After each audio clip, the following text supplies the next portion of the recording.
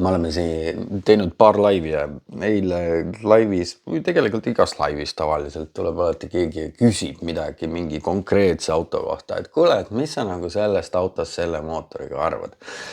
Ja kuskil 999 korda 1000 tõenäoliselt vastus kõlab enam-vähem, et ma ei oska sulle vastata. Ma ei ole sõitnud, ma ei ole proovinud sellega.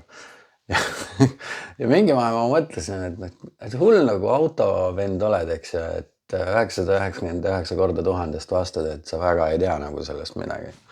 Aga reaalsus on tegelikult see, et viimati tehti selle kohta statistikat 2021.